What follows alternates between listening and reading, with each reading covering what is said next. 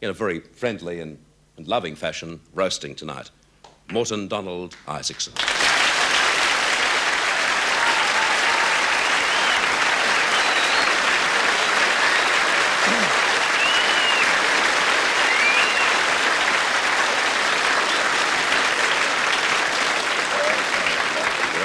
It's all right. Where's Ding Dong? Where's Ding Dong? It's all right. This is quite an honor and quite a lineup tonight, I must say. David Frost from England, myself and Tim Evans from America, Bert, Paul, and Fred from Australia. All we need is Hardy, Kruger, Kamal, and a couple of Toyota dealers, and we can do a rerun of World War II. Ever since they started roasts on TV in America a few years back, it's caught on like wildfire, and I've seen some really famous people being roasted by other people like Sinatra, Dean Martin, Lucille Ball, Jackie Gleason, Orson Welles, Don Rickles. And it therefore became the ambition, I suppose, of every entertainer to be honored by his peers by being the guest of honor at one of these roasts. And tonight was the first time in my career that I have been chosen as a subject. And you can well understand my feelings when I say that I was hoping for a lot classier group than the one they gave me here tonight. By the way, in case anybody's interested, if this show doesn't rate well, there'll be another roast next week in Kerry Packer's office. Well, I've sat here and I've copped it while you've all joked about me. You were joking when you did it, weren't you? I was going to say that I felt very touched tonight. But you don't say that kind of thing when Frank Thring is on the show. And I'd like to thank Frank Thring very much for the reading the telegrams. That was quite a performance. It was reminiscent of his great role as the man from Anti-Call. Up and away. And, I'd like to thank my writer, Tim Evans, who wrote a lot funnier stuff for himself than he ever wrote for me.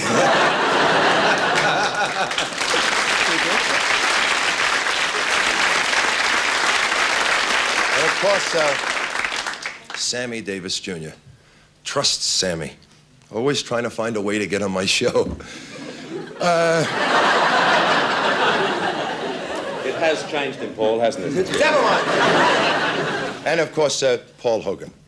A lot of people don't realize it, but Paul Hogan's success in this business was actually an accident. He was discovered. He was standing on a street corner with his fly open, shouting, "Gee, that wind feels good," and they gave him the commercial. Hang on, Paul. I think he's doing his own stuff. Now, Paul, of course, has all the trappings of a top star. Luxury home, imported car, a swimming pool. He dines at the best restaurants. He even has his own tailor, St. Vincent de Paul. And it always amazes me, and it really does, it's the truth, Paul, how Paul sparkles on camera. Because off camera, he has all the personality of a dial tone. You know? Paul's face is now recognized all throughout Australia. But then again, so is Donald Duck's. And Fred Daly, my good friend Fred Daly. Fred was a member of Parliament for 32 years. Of course, now he has to work for a living. And Fred has a unique claim to fame in politics. He resigned of his own accord. He was a member of the only Australian government in history to be dismissed from office. And after hearing him speak tonight, I can well understand why. And it was... That's apologetic, isn't it? That's apologetic. It was very nice having David Frost here also. Nothing happening in England, huh? I'm glad you could make it, David, and I must tell you, it was absolutely super having you here. David Frost would have to be one of the most successful performers in show business. Speaker D. Lane, authorization D. Frost.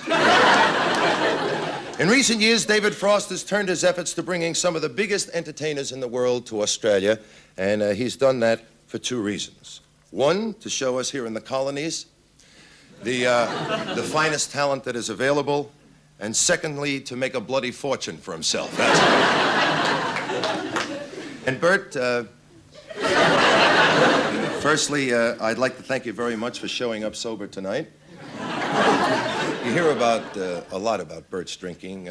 He cut his neck shaving yesterday, and it's the first time his eyeballs have cleared up in years. It is his own stuff, Paul. Never mind that, Bert. I won't say that Bert's a heavy drinker, but when you get rheumatism from picking up wet change, I don't know what to tell you about that. You want the cigarette, Don? And no. And, actually, Bert got married very late in life. I think you all know that. And personally, I thought it was all brings that up. I don't know why. I thought it was all a cover-up till Matthew came along. And there's never any jealousy with he and I. We enjoy working together. I mean, Bert and I belong together like ham and eggs. See, I put you first.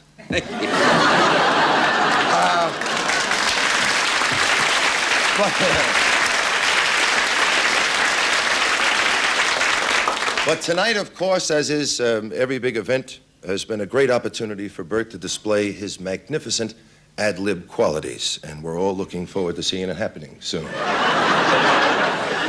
But to all my friends up here, all the people that came here tonight, may I say thank you for... May I say thank you for making it a fun evening, one that I will remember and cherish for a long time. And I thank you for your time, for your energy, and for your talent. And for remembering that I'm just a poor, struggling kid from the Bronx that came up the hard way. Oh, good strike. And for respecting a veteran of the Korean War who fought side by side in a foxhole in a cold winter next to all the other troops without ever caring for his own welfare. Dramatic enough? What chance has an Aussie bloke got? Suppose you lose ding-dong, and all of a sudden the Yank takes over. And to all of you out there and there, I thank you very, very much. Blessing, I think. Let him do it. To all of you out there, I thank you for making all of this possible, and I truly do love your faces. Okay?